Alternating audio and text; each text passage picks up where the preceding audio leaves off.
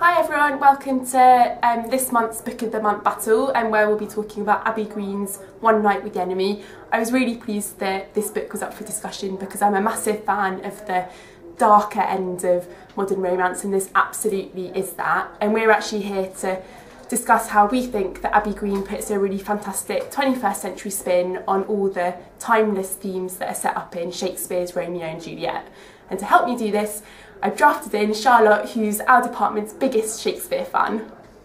That's right, Flo, I'm a huge fan of Shakespeare, and my favourite play has to be Romeo and Juliet, the greatest love story of all time. What I find really exciting about the play is all the intense drama of the bitter feud between the two families. And yet, despite all this hatred, Romeo and Juliet fall in love, and to me it really feels like they're completely apart from all the messiness and the violence. Their love sort of transcends the warring families. Yeah, Charlotte, I completely agree. I think it's really, really romantic that Romeo and Juliet are so separate from everything that goes on. But what I think that Abby Green does really well is actually make her hero and heroine, Nick and Maddie, they're like the last surviving members of their family, so all the burden of this feud just falls on their shoulders, and I think it adds this really amazing sense of danger and drama to their relationship because there's just so much tension between them. And I think obviously it works really well when that spills over into sort of the more passionate side of the story, because there's just so much intensity going on between them. And one of the great things, Flo, about Shakespeare is that he does shy away from sort of a pretty dainty version of love, and it's, you know, the emotion in his plays is ecstatic, it's overpowering, it's completely all-consuming. But what I really, really love about Romeo and Juliet is that despite all this, there's still a purity at the heart of the story.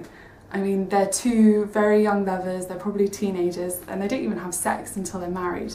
And for me, that's a proper old-school romance that really appeals. Yeah, obviously I think it's quite hard to argue with Shakespeare's depiction of love. Like, obviously he's a bit of a master at that, but I think what Abby Green does really well is she like updates Romeo and Juliet's sort of battle for a modern audience. So Nick and Maddie, like, they do fall in love, but rather than having this sort of instant, all-consuming, transcendent love, you see them really battling to come to terms with it, and there's so much stress as they have to sort of battle against their internal barriers to it, which for me just means that when they finally do get to that point where they can admit their love and embrace it, it means that, you know, as they ride off into the sunset for their happy ending, it just has that much more power to it because they've really worked hard and deserve that happy ending. Okay, well, I guess here at Mills and Boon we do like to look on the bright side of life, so there could be some positives to be found in Romeo and Juliet.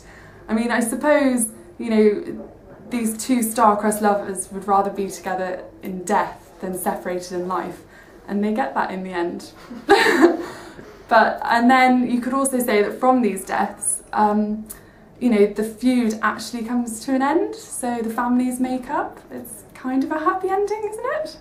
Obviously the happy ending in the Abby Green is like a bit more explicit than in Romeo and Juliet, but as with Romeo and Juliet, which really tackles these incredibly dark themes, I think it's fantastic that Abby Green doesn't shy away from like the tragedy and the pain and the anger that is at the heart of the story and that has caused all of this feud. Like, it really is a very dark book, but I think ultimately does have this quite like optimist, obviously with the happy ending and like the power of love, like manages to go from the darkness and the shadows into this incredibly optimistic, powerful, upbeat ending, which I just think is really, really brilliant.